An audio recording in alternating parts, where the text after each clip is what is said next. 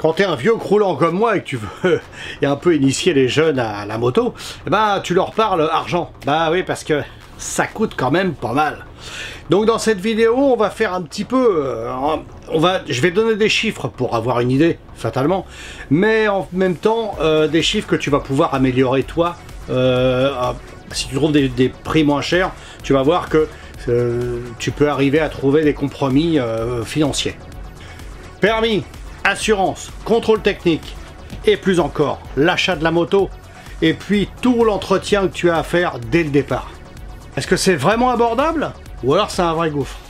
Tu vas voir à la fin de cette vidéo, tu auras une bonne idée de ce que ça peut coûter dans sa généralité. Premier pas pour la moto, le permis. Alors pour ma part, moi j'avais acheté la moto, je savais pas le permis. Bon, chacun fait les conneries qu'il veut, hein, non plus. Hein. Mais en tout cas, on va partir d'une base, c'est pas réel, mais tu vas, toi, changer les chiffres au fur et à mesure que tu vas trouver les prix. Alors c'est entre 600 et 1500 euros, à peu près. Il y en a plus, moins, et puis selon les heures de conduite que tu as besoin, ça peut aller encore plus loin. L'assurance, eh ben oui, l'assurance, par contre, là, c'est obligatoire.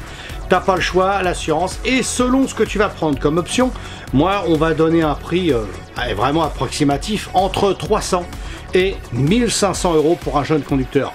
En plus, selon la moto que tu as choisie, ça n'est pas le même prix. Selon si tu es une femme ou un homme, ça n'est pas le même prix non plus. Calcule bien tout ça et fais-toi un bon topo de ce qu'il faut que tu prennes comme option pour ton assurance. Eh oui, le fameux contrôle technique contre lequel je me bats depuis je sais pas combien de mois, d'années. Eh ben écoute, le contrôle technique, je suis contre, on est bien d'accord, mais tu dois faire ta carte grise, tu dois acheter un véhicule, donc il y a un contrôle qui va être fait, et puis il y a un contrôle qui va être à payer évidemment, parce que sinon la NTS te fera pas ta carte grise.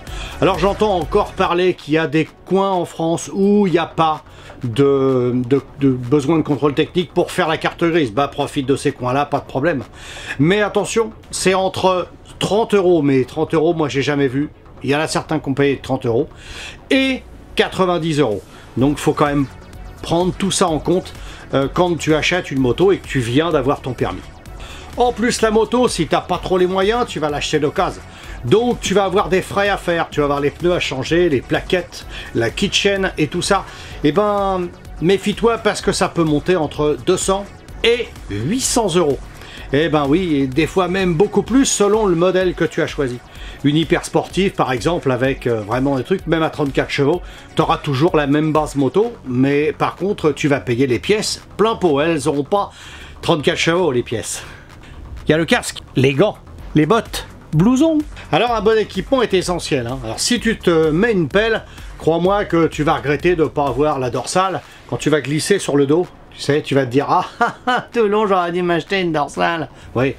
Donc évidemment, la dorsale, le blouson, pantalon renforcé, le blouson pareil, coudière, machin. Des fois plastron, il faut aussi, je te dis, la dorsale intégrée ou pas intégrée. Moi je te conseille d'avoir une intégrée à peu près et rajouter une dorsale que tu mets avant. Donc il vaut mieux prévenir que guérir. Casque, alors évite de le prendre chez Wish ou en Chine. T'as vu les petits trucs que j'ai passé sur certains casques. Méfie-toi, prends des grandes marques au mieux. Il y a des marques, je vais pas te donner les marques parce que je travaille pas avec ces gens-là. Mais moi en tout cas, il y a des marques qui sont plus sérieuses que d'autres et très abordables. Attention. L'occasion sur les casques, non. Aucun équipement sécurité d'occasion, à part un blouson, peut-être des gants à la limite. Mais il n'y a que ça en occasion que tu pourras avoir ou un pantalon qui n'a pas râpé. Donc ça, à la limite, pourquoi pas. Alors en France, l'obligation, c'est le casque et les gants. Mais les gants, ça suffit pas, le casque et les gants. Il faut les bottes. Et crois-moi, des bottes de moto, c'est 200-300 boules la paire. Alors attention, parce que chacun a sa marque, chacun a son truc. Moi, j'ai la mienne, j'en parle pas ici. Mais en tout cas, selon la marque que tu choisis, c'est pas toujours le même prix. Eh ben non, non, non. Donc il faut faire gaffe parce que un équipement, donc là, on arrive au prix. Un équipement, c'est entre 300 et 2000. Donc tu vois, c'est puis une fourchette, c'est un râteau. Parce que ça ne veut rien dire. Financièrement parlant, sur la marque que tu vas choisir, tu vas payer la marque. Donc méfie-toi de ça. Mais méfie-toi que les gants et le casque soient homologués. Le reste, il n'y a pas trop d'homologation. Ce qui est très très con d'ailleurs, il devrait y avoir une homologation, mais il n'y en a pas. Donc profites-en pour faire quelques menus économies. Toujours dans la tenue, et ben si tu roules l'hiver et que tu vas bosser avec, et ben fatalement tu vas être obligé de te rééquiper encore. Alors là, le blouson, les gants, les bottes, tout ça c'est très très bien. Le blouson pas de problème, pantalon pas de problème. Bah il faut la combine de pluie. Et puis une combine de pluie, tu sais, il y en a aussi de toutes les marques et il y a des grosses merdes, il n'y a pas le choix, pas d'autres mots. Et donc prends quand même une combine de pluie en parfait état, donc d'occasion, méfie-toi les fuites et tout ça. Sache que quand tu roules sous la pluie, ça sert à rien de t'arrêter sous un pont pour aller mettre ta combine de pluie, t'es déjà trempé en dessous. Donc autant continuer comme ça. Si tu t'es fait prendre par la pluie en cuir, crois-moi qu'après, c'est foutu. Alors, vaudrait mieux le Gore-Tex, qui permet d'être un peu plus étanche, mais ça n'empêche pas la combine de pluie, parce que malgré le Gore-Tex, ça commence à passer aux fermetures éclairs, aux coutures. Il y a plein d'endroits où ça passe la flotte. Et crois-moi, quand l'eau elle a commencé à rentrer... c'est vraiment fastidieux à rouler. Hein. Et évidemment, tu vas rouler l'hiver, il va cailler. Donc tu vas rajouter des choses. Tu vas rajouter un tourcou. Tu vas rajouter le tourcou qui rentre à l'intérieur de ton blouson. Ça va très vite chercher 100 € de plus. Des gants d'hiver plus longs. Tout ça, ça a un coût aussi pareil. Et puis pareil dans les bottes. Hein. Si tu t'as à la base acheté des bottes de merde, bah tu vas prendre la flotte.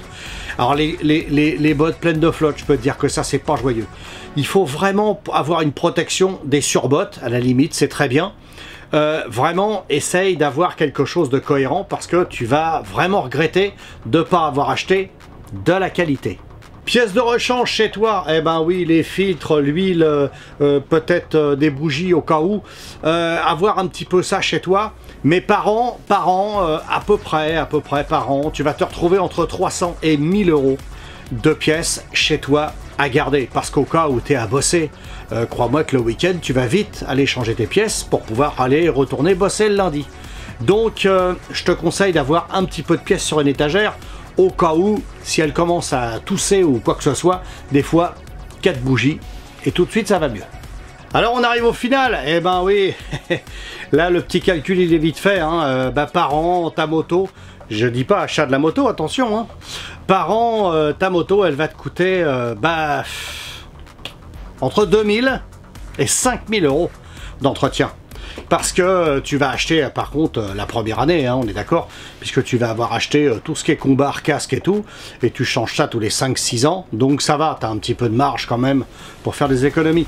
Mais la première année, c'est un vrai prix que ça te coûte.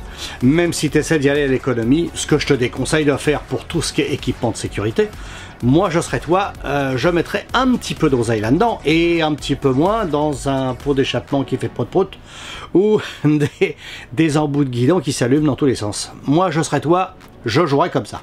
Et oui, tout ça, ça fait partie de la vie du motard. De toute façon, même si tu es un motard confirmé, si tu veux, préhistorique comme moi ou comme d'autres de la chaîne, parce qu'on a tous à peu près le même âge, eh ben, tu es confronté à ça en permanence, c'est-à-dire que tu vas trouver du matériel qui sera toujours mieux à chaque fois. Le matériel évolue de partout, et évidemment, on se retrouve tous à se dire « Ah, non, ça c'est bien, tu vas voir un pote, le mec il a un super tourcou et tout, qui l'air rentre pas et tout, toi t'as un pauvre machin comme ça là, puis quand tu roules c'est un vieux trou ici là, j'adore ça, super, le truc il est fermé à fond, tu sais, il ferme ici, puis là, et t'as le tourcou il est ici, tu vois, et puis là il y a un trou, voilà, super, donc là t'es très content. Il y en a aussi qui ont des mentonnières qui montent jusqu'ici et tout pour l'hiver, qui descendent en bas, c'est vraiment bien. T'as les produits aussi, tu sais, pour mettre sur la visière, donc c'est pas des tir-off, hein, comme j'ai en piste, mais par contre tu as un produit à mettre et puis l'eau glisse dessus comme un pare-brise de bagnole. Comme t'as pas d'essuie-glace, fatalement ça joue vachement aussi ça. T'as les doubles visières anti-buée aussi, ça aussi ça a un vrai coût. Alors je me souviens plus bien des prix, mais je sais que maintenant ça commence à valoir un vrai prix. Donc du coup, ça c'est important, il faut avoir tout ça, et puis aussi te dire que tu peux pas te permettre de rouler avec n'importe quoi, parce que c'est quand même ta peau qui est dedans. Hein. Et puis en plus tu te prends une pelle à pas vite, les gants ils commencent à user là, ils sont homologués, mais tu te fais serrer avec des gants homologués mais un peu râpés, ils peuvent venir t'emmerder, hein, ça c'est possible aussi. Mais bon, pour te dire que voilà, équipe-toi au mieux, toi qui es motard confirmé ou toi qui es jeune motard, c'est le même combat. Donc, protégez-vous les mecs, faites attention à vous. Et puis je vous dis, bonne route et à la semaine prochaine.